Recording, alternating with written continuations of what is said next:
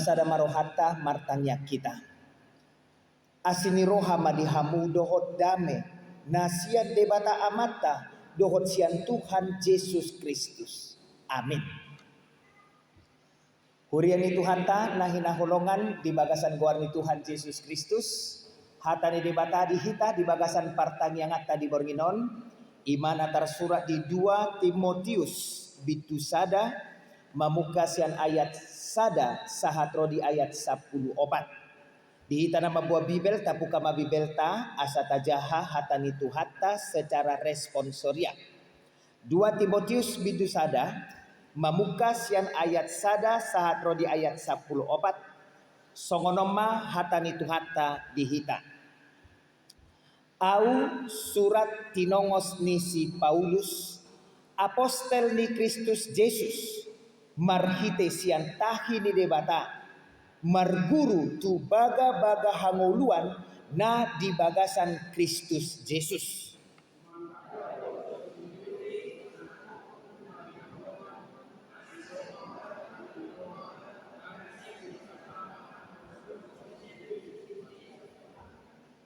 Mauliate rohaku di debata nahu oloi di bagasan rohana ias sian akadaupung dobe aiso marpasohotan kupai ngotingot ho di akatangiaku borngin nang arian.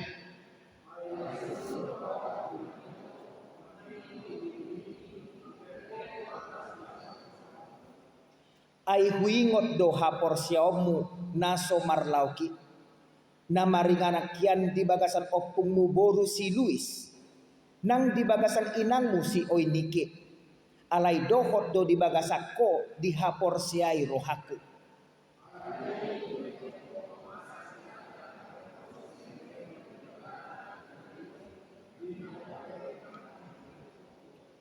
Ai dilehot debatado tuhita tod di hagogoon tod di haholongon tod di pangarajo diri dada tod di hatahuton.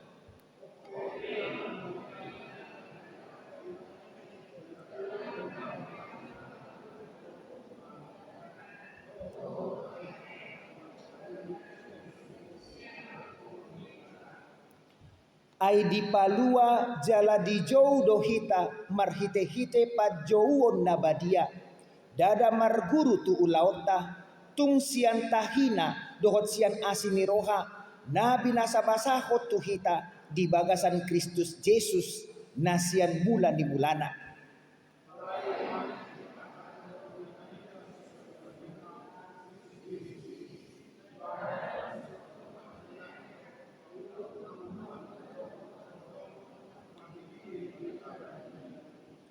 Tusi doau di babakit gabe parjamita dohot apostel dohot pangajari.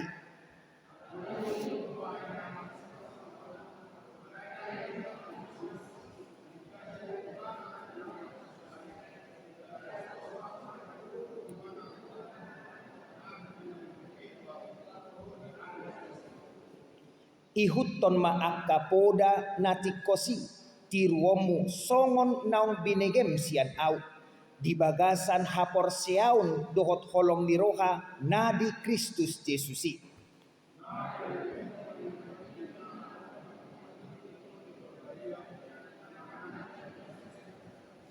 Ima sahatna mauliatema dihita saluhutna. Damang dainang hupara dihami jamita di hata Indonesia tapayuti hutma di bagasan las niroha. Naparjolo nagabe topik di pertanyaan topik kita dalam pertanyaan lunggup malam hari ini tak berkesudahan kasih setia Tuhan. Itu topik kita di hata Batak dang marpasohotan asini rohani Tuhani. Damang dainang jemaat yang dikasihi oleh Tuhan kita Yesus Kristus. 2 Timotius ini adalah surat terakhir yang dituliskan Rasul Paulus. Ketika itu Paulus ada di dalam penjara Romawi. Sebentar lagi, dia tidak tahu kapan, tetapi sebentar lagi dia akan dieksekusi mati. Itulah situasi nats kita yang sampai kepada kita pada malam hari ini. Paulus ada di penjara. Kita bisa bayangkan jika kita yang ada di penjara itu dia menunggu eksekusi mati. Tentu amang-inang ini bukan situasi yang sangat menyenangkan. Gak ada satupun kita yang ingin berada dalam posisi yang seperti itu. Tetapi justru ini yang menarik bagi kita. Kenapa? Karena situasi dalam penjara menunggu eksekusi mati. Topik kita sampai kepada kita. Tak berkesudahan kasih setia Tuhan. Menjadi sebuah tantangan kita bisa memahami topik ini dalam situasi yang dialami oleh Apostel Paulus itu. Damang Dainang, apa yang dilakukan Paulus menjelang akhir hidupnya? Firman ini mengatakan kepada kita, Paulus memakai waktu atau sisa-sisa harinya yang terakhir itu untuk menasihati Timotius. Dia pakai waktu terakhirnya untuk bisa menjadi berkat dalam pelayanan Timotius. Paulus menasihati Timotius supaya Timotius tetap setia melayani Tuhan Yesus apapun itu situasi yang harus dihadapi oleh Timotius sendiri. Karenanya mari kita lihat bersama-sama firman Tuhan yang sampai kepada kita dimulai dari ayat yang pertama. Saya kembali bacakan kepada kita dalam terjemahan bahasa Indonesia. Mari kita ikuti dalam hati kita. Firman Tuhan ayat yang pertama katakan kepada kita malam hari ini. Dari Paulus, Rasul Kristus Yesus, oleh kehendak Allah untuk memberitakan janji tentang hidup di dalam Kristus Yesus. Amang-inang dari ayat yang pertama ini, dalam situasi menunggu eksekusi mati, rupanya Paulus katakan kepada kita, saya masih ingat siapa diri saya. Sebentar lagi saya akan dieksekusi mati. Sekarang saya masih ingat siapa diri saya. Siapa saya? Saya adalah apostel Yesus Kristus. Saya adalah rasul Yesus Kristus. Dan Paulus katakan kepada kita, amang-inang, saya menjadi saya menjadi rasul bukan karena saya mendaftar, saya ikut ujian lalu saya lulus. Demikian saya menjadi rasul Yesus, tidak. Tetapi saya menjadi rasul Yesus itu karena pilihan langsung dari Tuhan kita Yesus Kristus sendiri. Yesuslah yang memilih saya menjadi rasulnya, kata Paulus kepada kita pada malam hari ini. Sehingga melalui ini amang-inang kita diingatkan pelayanan yang dilakukan Paulus itu adalah panggilan Tuhan kita Yesus Kristus. Sehingga kalaupun Paulus harus mati karena pelayanannya, kematian itu adalah panggilan Yesus untuk hidupnya.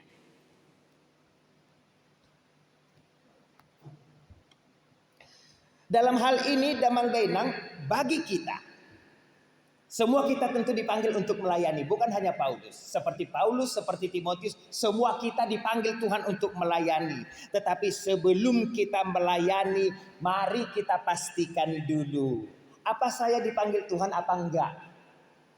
Saya dipanggil Tuhan atau enggak untuk melayani? Karena untuk semua pelayan-pelayan Kristus, musuh-musuh Kristus akan mengarahkan energinya dan waktunya untuk menghalang-halangi panggilan kita. Sehingga jika kita semua dipanggil oleh Tuhan, kita nggak akan berhenti di tengah jalan. Nggak akan berhenti di tengah jalan. Tapi jika kita tidak dipanggil oleh Tuhan, jika kita tidak dipanggil oleh Tuhan, meski kita punya tohonan, meski kita punya kewajiban, kita nggak akan melakukannya. Kalau kita tidak dipanggil oleh Tuhan. Jika kita tidak dipanggil oleh Tuhan, kita tidak akan melayani Tuhan. Sebaliknya, kita hanya akan melayani diri kita sendiri. Bahkan di gereja, kita akan melayani diri kita sendiri. Paulus dia dipanggil untuk melayani. Mari kita lihat hidup Paulus. Berulang kali dia disakiti. Berulang kali dia diusir oleh musuh-musuhnya. Pelayanan Paulus ini bukan sesuatu yang menyenangkan. Bukan sesuatu yang membahagiakan. Tapi kenapa Paulus tetap mau melayani dalam situasi pelayanan yang buruk seperti itu? Dia tetap mau melayani. Jawabannya sederhana Amang Inang. Kenapa? Itu panggilannya. Itu panggilannya, dia tetap melayani apapun situasinya kepadanya. Alkitab mengatakan kepada kita ketika Tuhan memanggil kita untuk melayani, Tuhan pasti bertanggung jawab untuk apa? Menjaga kita, melindungi kita dan memampukan kita sampai tujuan Tuhan memanggil kita melayani tercapai. Sampai tujuan Tuhan memanggil kita untuk melayani itu bisa tercapai, Tuhan pasti akan menguatkan kita. Bagian terakhir ayat 1 mengatakan kepada kita, aku dipanggil sebagai Rasul Kristus untuk memberitakan janji tentang hidup di dalam Yesus Kristus. Amang Inang, dalam ayat 1 bagian terakhir Paulus katakan, saya dipanggil ke dalam pelayanan ini, sebentar lagi saya mati. Itu pelayanan saya. Saya dipanggil ke dalam pelayanan ini sesuai dengan janji kehidupan yang ada di dalam Yesus Kristus. Apa yang mau kita lihat dari perkataan Paulus ini? Justru sebentar lagi kematiannya sampai, ya. Sebentar lagi eksekusi itu sampai. Paulus katakan bersamaan dengan kematian itu janji kehidupan yang Tuhan Yesus katakan itu juga akan sampai kepadaku. Janji hidup itu aku akan terima, kata Paulus. Kita melompat sampai ayat 10 Amang Inang, karena di ayat 10 Paulus juga mengulangi tentang janji kehidupan itu, tentang kehidupan. Saya bacakan kepada kita ayat 10. Dikatakan di sana, dan yang sekarang dinyatakan oleh kedatangan juru selamat kita Yesus Kristus. Yesus sudah datang sebagai juru selamat kita, yang oleh Injil telah mematahkan kuasa maut. Dalam terjemahan lain dikatakan yang oleh Injil telah meniadakan kematian, telah menghapus kematian. Kematian gak ada lagi. Jadi karena kematian gak ada lagi, apa yang datang? Datanglah hidup yang tidak dapat binasa. Amang Inang, Paulus malam ini katakan kepada kita, benar saya akan mati, benar saya akan dieksekusi, tapi Yesus sudah meniadakan kematian bagiku karena aku orang percaya. Paulus katakan gak ada lagi kuasa kubur itu untuk memiliki aku, kata Paulus. Kalaupun kematian saya sudah dekat, kehidupan yang sebenarnya untuk saya juga sudah dekat. Kematian saya sudah dekat, kehidupan yang sebenarnya bagi saya juga sudah dekat, kata Paulus. Paulus paham bahwa dia akan pindah dari hidup yang sementara ke dalam hidup yang sebenarnya. Dan itu ada karena Yesus Kristus. Karena Injil di dalam Yesus Kristus.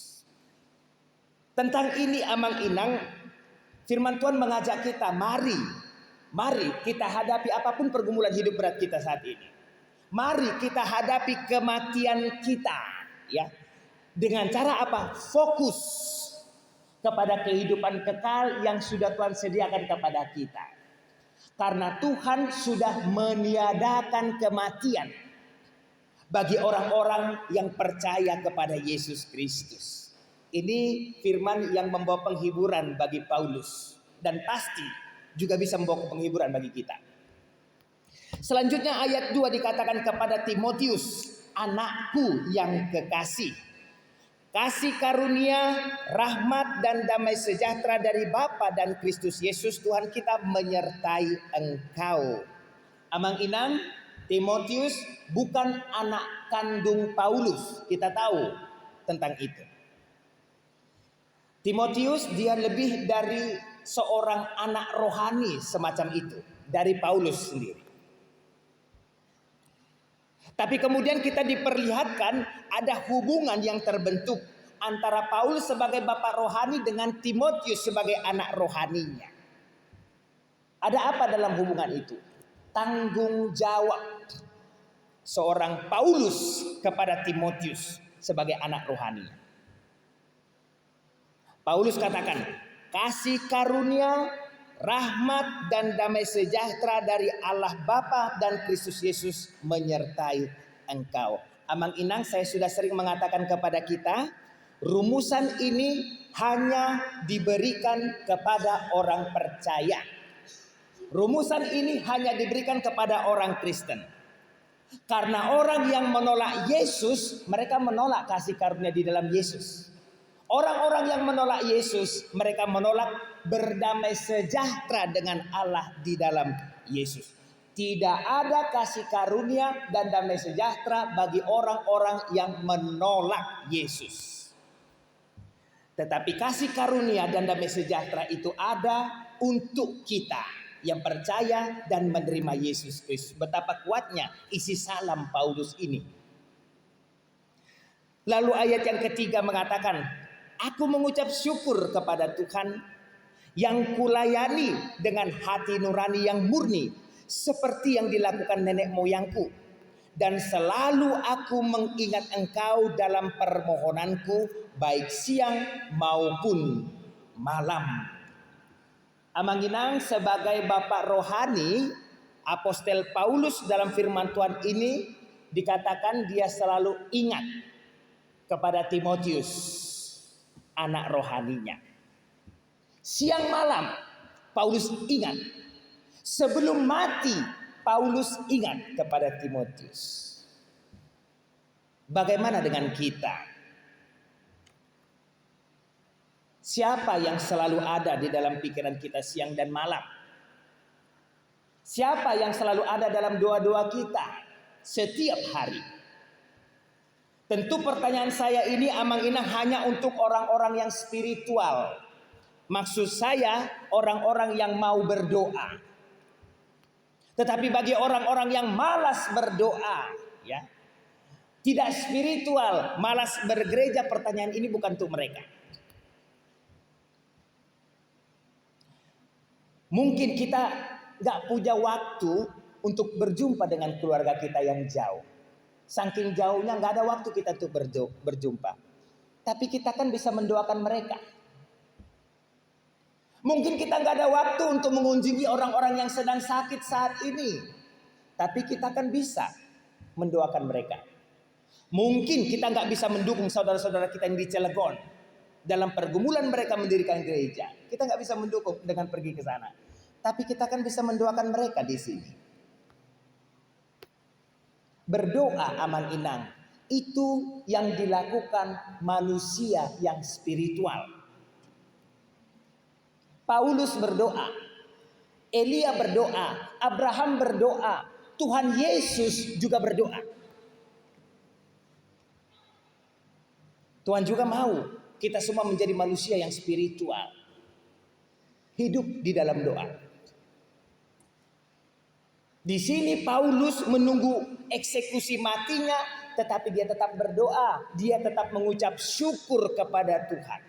Mengucap syukur, Amang Inang, kepada Tuhan. Kita belajar dalam hidup betapa gampangnya kita mengucap syukur kepada Tuhan ketika kita bahagia. Ketika kita dapat berkat, ketika kita naik pangkat, sembuh dari penyakit, lulus ujian ataupun yang lainnya, gampang bagi kita untuk mengucap syukur. Tapi di sini Paulus mau dieksekusi mati. Justru dalam kondisi yang mau dieksekusi mati, dia bisa melihat banyak hal yang bisa menjadi alasan bagi dia mengucap syukur kepada Tuhan. Dia mampu mengucap syukur kepada Tuhan. Apalagilah kita yang tidak berada dalam tekanan seperti Paulus saat ini. Apalagi kita yang bebas, merdeka beribadah di tempat kita ini. Kita tentu lebih bisa menghayati, mengucap syukur kepada Tuhan, daripada jika kondisi kita sama seperti Paulus dalam firman Tuhan ini. Selanjutnya ayat 5 katakan, sebab aku teringat akan imanmu yang tulus ikhlas, terjemahan Lembaga Alkitab Indonesia. Yaitu iman yang pertama-tama hidup di dalam nenekmu, Louis, dan di dalam ibumu, Eunike. Dan yang aku yakin hidup juga di dalam dirimu. Amang Inang, Paulus mensyukuri iman yang dimiliki oleh Timotius, sehingga Timotius mau melayani Tuhan. Sekali lagi saya katakan, Paulus mensyukuri Iman yang dimiliki oleh Timotius sehingga Timotius mau melayani Tuhan. Iman Timotius ini kata Paulus itu adalah iman yang diwariskan. Itu adalah yang pertama warisan dari neneknya satu generasi. Diturunkan kepada ibunya 2 generasi. Dimiliki juga olehmu 3 generasi. Terjadi transfer iman Amang Inang. 3 generasi. Opungnya, mamanya, dan juga dia. Tentu kita mengucap syukur sama Tuhan. Kenapa? Karena kita punya orang tua yang mengasihi Yesus. Benar ya Amang Inang? Kita harus mengucap syukur sama Tuhan. Kenapa? Kita punya orang tua yang mengasihi Yesus. Karena orang tua kita mengasihi Yesus, mereka mau datang ke gereja. Hari Minggu, pertanyaan juga PHD. Karena orang tua kita mengasihi Yesus, mereka mau mendoakan kita, berdoa untuk kita. Tetapi bukan hanya mereka pergi ke gereja, mereka juga mengajak kita anak-anaknya. Supaya iman yang bertumbuh yang mereka miliki itu ditransfer kepada kita. Diteruskan untuk kita. Saya yakin anak-anak atau remaja Naposo kita harus bangga. Betapa bangganya kita memiliki orang tua yang seperti itu. Betapa bangganya kita memiliki orang tua yang mewarisi iman yang hidup itu kepada kita. Siapa remaja Naposo yang pengen punya orang tua seperti itu? Orang tua yang benar-benar mewarisi iman yang hidup kepada anak-anaknya. Tetapi ini juga menjadi pergumulan kita Amang Inang di gereja kita ini. Berapa banyak orang tua yang seperti itu di gereja kita HKBP Bakauheni ini?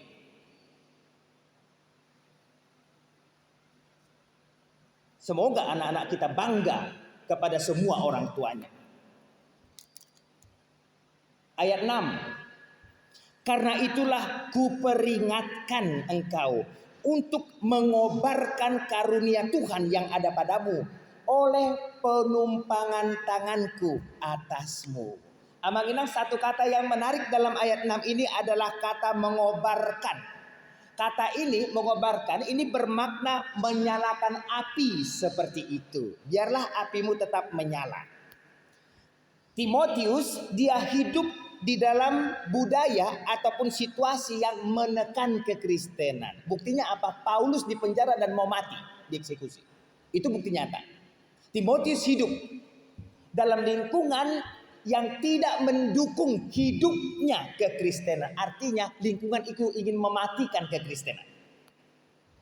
Banyak orang yang tidak suka kepada kekristenan. Mereka mencoba menghalangi kekristenan. Mereka berusaha memastikan kekristenan. Tetapi Paulus katakan, Timotius, nyalakan apinya.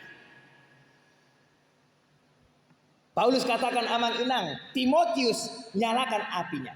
Kepada jemaat di Cilegon, Paulus malam ini katakan, nyalakan apinya.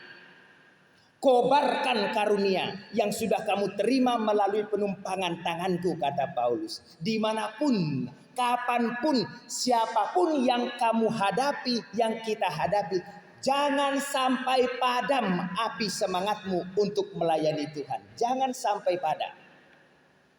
Kobarkan, kata Paulus pada malam hari itu.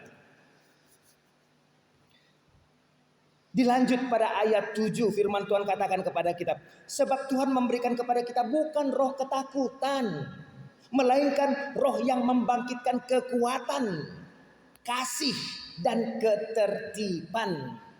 Di ayat 7 ini Amang Inang, Paulus memperhadapkan antara iman dan juga ketakutan. Ya, ini diperhadapkan. Mana yang kita miliki saat ini? Iman atau ketakutan? Kalau ada iman, pasti ada keberanian, kasih, ketertiban. Sebaliknya, tanpa iman, ketakutan, keraguan, itu yang ada dalam diri kita. Seakan-akan Paulus mau katakan kepada Timotius, Timotius, aku tahu kita hidup di situasi yang sangat keras. Aku tahu kita hidup di negara yang sangat keras terhadap gereja dan juga kekristenan. Sehingga dimanapun kita berada, dimanapun gereja berada, Kristus akan menarik perhatian lawan. Bangunan gereja akan menarik perhatian lawan Kristus. Tapi ingat, kata Paulus, ingatlah, Tuhan tidak memberikan kepada kita roh ketakutan. Tuhan tidak memberikan kita roh ketakutan. Situasi ini tambah menarik. Kenapa? Karena Paulus mau menerima eksekusi mati Amang Inang. Seakan-akan kepada dirinya sendiri Paulus mau katakan kepada kita, benar saya akan dieksekusi mati, tapi aku tidak akan hidup di dalam ketakutan. Benar saya akan mati, saya tidak akan hidup di dalam ketakutan, menunggu waktu kapan saya dieksekusi. Amang Inang, malam ini firman Tuhan mengajak kita menolak untuk takut. Kita menolak untuk takut. Sebaliknya kita memilih untuk beriman kepada Yesus. Kobarkan api semangatmu, kata Paulus kepada kita di malam hari ini. Kobarkan api semangatmu. Lalu ayat 8 Paulus katakan kembali, jadi janganlah malu bersaksi tentang Tuhan kita. Jangan malu bersaksi tentang Tuhan kita. Dan janganlah malu karena aku seorang hukuman karena Dia, melainkan ikutlah menderita bagi Injilnya oleh kekuatan Allah. Damang Dainang, jemaat yang dikasihi oleh Tuhan kita Yesus Kristus, di dalam ayat 8 ini Paulus menunjukkan kepada kita, dia katakan, saya tidak mampu tanpa kekuatan yang Tuhan berikan kepada saya. Ini kata kuncinya Amang Inang, kekuatan Tuhan. Saya tidak mampu tanpa kekuatan Tuhan di dalam saya. Artinya Paulus gak mampu melayani tanpa kekuatan Tuhan. Paulus gak mampu mengucap syukur sebelum mati tanpa kekuatan Tuhan. Paulus gak mampu berdoa Amang Inang siang malam tanpa kekuatan Tuhan.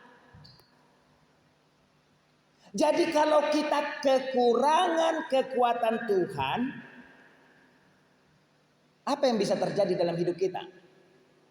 Malas berdoa, pasti. Kalau kita kekurangan kekuatan Tuhan, jangankan datang ke gereja. Baca firman di rumah pun kita gak mau kalau kita kekurangan kekuatan Tuhan. Kalau kita kekurangan kekuatan Tuhan Amang Inang, meski kita punya tohonan, gak dijalankan tohonan itu. Kalau kita kekurangan kekuatan Tuhan. Paulus dan Timotius, mereka punya kekuatan Tuhan itu. Mereka tidak akan mampu menahan derita tanpa kekuatan Tuhan. Timotius pasti gagal jika hanya bersandar kepada kekuatannya sendiri. Karena ya firman Tuhan pada malam hari ini ingatkan kita semua, kita butuh Tuhan Amang Inang. Kita butuh Tuhan. Tanpa Tuhan kita sudah gagal bahkan sebelum kita mulai melayani. Bahkan sebelum kita mulai kita sudah gagal tanpa Tuhan. Sehingga jika saat ini kita gagal Amang Inang, jika saat ini kita gagal, itu pasti karena kekuatan kita sendiri.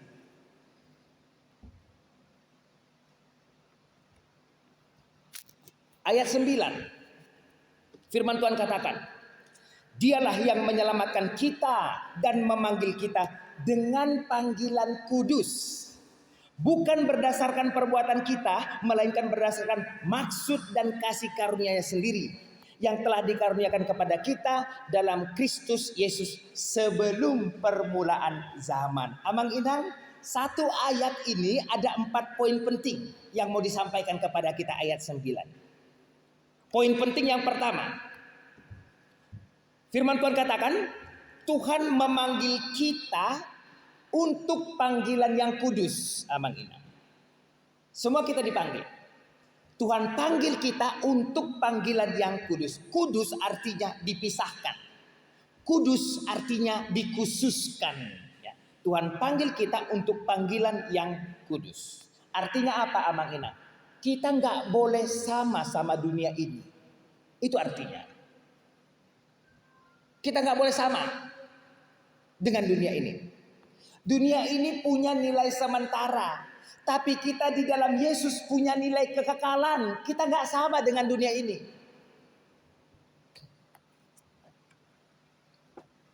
Di dalam Yesus kita tidak boleh sama dengan dunia ini. Karenanya kita dipisahkan. Karenanya kita dikhususkan untuk diarahkan kepada Yesus. Amang Inang, inilah panggilan kita.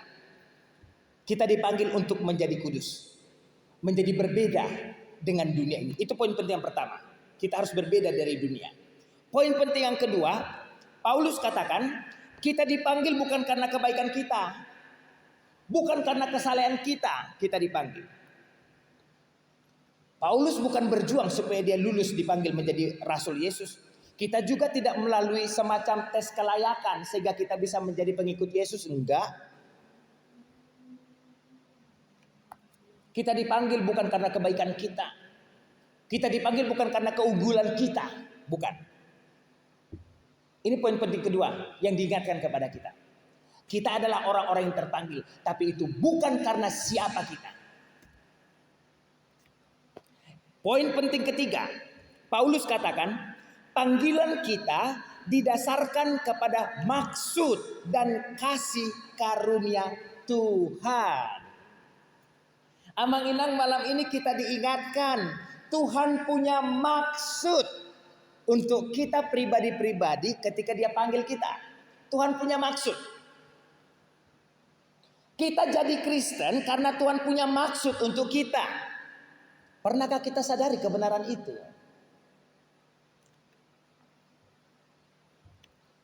Sehingga jika Tuhan punya maksud dalam hidupku, pertanyaannya, apakah maksud itu sudah tercapai hingga saat ini?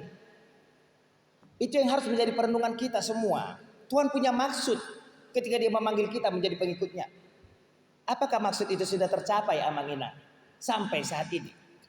Atau jangan-jangan kitalah orang-orang yang selalu lupa atau tidak peduli tentang maksud Tuhan dalam hidup kita. Sehingga kita berjalan di jalan kita sendiri. Kita mencari apa yang kita inginkan. Kita habiskan semua apa yang Tuhan miliki untuk keinginan kita. Hanya untuk kepentingan kita sendiri. Kita tidak peduli apa maksud Tuhan memanggil kita menjadi pengikutnya. Amang Inang, kita mau diarahkan maksud Tuhan, bukan maksud kita. Tujuan Tuhan, bukan tujuan kita. Panggilan kita didasarkan kepada maksud Tuhan dan kasih karunia Tuhan. Lalu poin penting yang keempat, Paulus katakan, panggilan kita sudah direncanakan sebelum permulaan zaman. Ini menarik, Amang Inang. Panggilan kita sudah direncanakan Tuhan sebelum permulaan zaman. Tentang ini secara khusus saya mau menyapa remaja Naposo yang hadir malam hari ini ya. Secara khusus remaja Naposo. Pemuda-pemudi tolong perhatikan kalimat saya ini.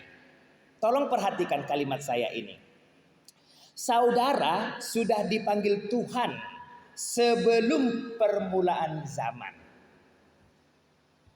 Pertanyaannya, untuk apa saudara dipanggil Tuhan sebelum permulaan zaman?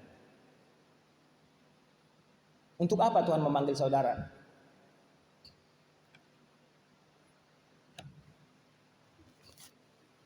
Kita, Amang Inang, sudah dipanggil Tuhan sebelum permulaan zaman. Untuk apa? Untuk main game online, ya kan? Remaja Naposo sekarang dicipta Tuhan untuk main game online waktu ibadah loh. Benar.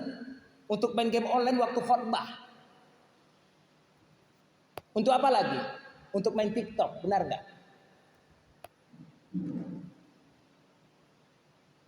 Untuk apa lagi? Untuk merokok, untuk hidup bebas sesuka hati dan yang lain sebagainya. Untuk itukah saudara dipanggil? Saya mau baca firman Tuhan untuk mengingatkan panggilan kita. Efesus 2 ayat 10. Tuhan katakan kepada kita, karena kita ini buatan Tuhan. Kita ini ciptaan Tuhan. Kita dicipta dalam Kristus Yesus. Untuk apa? Melakukan pekerjaan baik yang dipersiapkan Tuhan sebelumnya. Dia mau supaya kita hidup di dalamnya. Amang Inang, pekerjaan baik itu artinya khusus remaja Naposo, saudara dipanggil bukan untuk main game online ya. Enggak. Saudara dipanggil untuk melakukan pekerjaan Tuhan. Sehingga dengan saudara melakukan pekerjaan Tuhan, saudara semakin serupa dengan Yesus. Perhatikan baik-baik itu. Hanya dengan melakukan pekerjaan Tuhan kita bisa semakin serupa dengan Yesus. Bagaimana bisa game online kalian membuat kalian semakin serupa dengan Yesus? Bagaimana bisa? Dari mana jalannya? TikTok kalian bisa membuat kalian semakin serupa dengan Yesus. Dari mana jalannya? Tuhan sudah rancang tujuan kita semua. Mau jadi apa kita? Mau ngapain kita? Tuhan sudah rancang. Sehingga sekarang Amang Inang ini menjadi saat untuk mengevaluasi kita semua. Jika sekarang saya sudah melenceng dari tujuan awal Tuhan mencipta saya, pertanyaannya, kapan kita sadar dan berhenti untuk kembali kepada tujuan awal Tuhan mencipta kita, untuk melayaninya, supaya kita semakin serupa dengan Yesus? Kapan kita berhenti?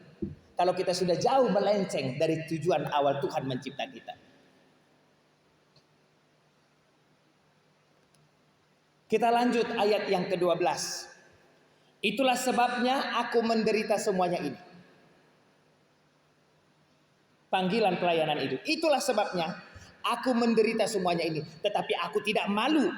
Karena aku tahu kepada siapa aku percaya. Dan aku yakin bahwa dia berkuasa memeliharakan apa yang telah dipercayakannya kepadaku hingga pada hari Tuhan. Damang Dainang, orang Kristen tidak pernah malu menjadi Kristus, pengikut Kristus. Kita tidak pernah malu menjadi pengikut Yesus. Kita juga tidak malu karena Yesus Kristus. Paulus katakan malam ini, aku menderita, aku nggak malu. Aku di penjara, aku nggak malu. Aku mau dieksekusi mati, aku juga tidak malu. Kenapa? Karena aku tahu siapa yang kupercaya. Karena aku tahu apa yang aku lakukan. Karena aku tahu dia tetap pegang janjinya kepadaku. Itu Paulus. Tetapi justru ini menjadi permasalahan kita sekarang. Apa itu? Paulus kenal siapa yang dipercaya. Kita kenal enggak siapa yang kita percaya? Ini masalah kita sekarang. Karena melalui gaya hidup kita, melalui cara bicara kita, melalui ide-ide yang keluar dari kita, bisa dibuktikan kita ini kenal Tuhan atau enggak. Bisa dibuktikan.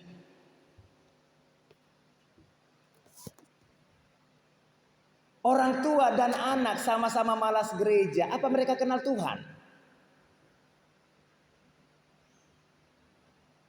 Sesama jemaat bermusuhan, saling membenci. Apa kita kenal Tuhan? Kita egois, gak peduli sama orang. Kita enak sendiri. Orang terserah mau hancur gara-gara kita. Apa kita kenal orang? Tuhan. Apa kita kenal Tuhan? Seperti itukah hidup orang yang mengenal Tuhan? Tentu kalau saya korupsi itu karena saya tidak kenal Tuhan. Kalau saya selingkuh atau merusak rumah tangga orang itu karena saya tidak kenal Tuhan. Kalau saya malas datang ke gereja, pertanyaan atau PHD, pasti itu karena saya tidak kenal Tuhan. Amang Inang, yang namanya malas ke gereja, korupsi, dan yang lain tadi, itu semua harusnya membuat kita malu, ya. Harusnya itu semua membuat kita malu. Tapi kalau kita tidak malu lagi ketika kita nggak datang ke gereja. Tapi ketika kita tidak malu lagi ketika kita tidak melakukan pelayanan kita. Kalau kita tidak malu lagi. Itu bukti. Kita belum mengenal Tuhan. Kalau kita tidak merasa malu akan kekurangan kita. Tetapi bagi kita yang sudah mengenal Tuhan, kita pasti beriman. Sekali lagi saya katakan kepada kita, bagi kita yang sudah mengenal Tuhan, kita pasti beriman. Dan iman itulah yang akan menuntun kita untuk hidup seperti apa yang Tuhan mau. Iman itu yang akan menuntun kita mencapai tujuan awal Tuhan mencipta kita. Iman itu yang menuntun kita menerima janji yang sudah Tuhan berikan kepada kita. Tapi sebaliknya bagi orang-orang yang tidak mengenal Tuhan, hidup mereka tanpa iman. Karena tanpa iman mereka ragu, tidak pasti, dan yang lain sebagainya. Karena tanpa iman. Ayat yang terakhir, ayat 13 sampai 14. Paulus katakan, peganglah segala sesuatu yang telah engkau dengar daripadaku, sebagai contoh ajaran yang sehat. Dan lakukanlah itu dalam iman dan kasih dalam Kristus Yesus. Peliharalah harta yang indah yang telah dipercayakannya kepada kita oleh Roh Kudus yang diam di dalam kita. Amang Inang, ini semua menjadi tugas Timotius, juga menjadi tugas kita semua. Pegang, miliki, dan pelihara. Ini menjadi tugas kita semua. Hidup kita harus berpegang kepada kebenaran itu. Kalau kita lepas kebenaran itu, kita binasa. Memegang kebenaran itu, kematian sudah dihapuskan bagi kita. Lepaskan kebenaran itu, kematian menjadi bagian hidup kita. Sehingga sekali lagi hidup kita harus tetap berpegang kepada kebenaran. Kita berpegang kepada kebenaran karena kita sudah beriman. Kita berpegang kepada kebenaran karena kita tahu siapa yang kita sembah, siapa yang kita percaya. Kita tahu siapa Yesus. Yesus adalah Tuhan dan juru selamat bagi kita. Kita berpegang kepada kebenaran karena kita tahu siapa yang kita percaya dan apa janjinya yang pasti kepada kita. Karenanya Amang Inang, hiduplah selalu di dalam kebenaran itu. Hiduplah di dalam Yesus. Karena hanya Yesuslah sang kebenaran bagi kita, juga bagi dunia ini. Tuhan memberkati kita. Amin.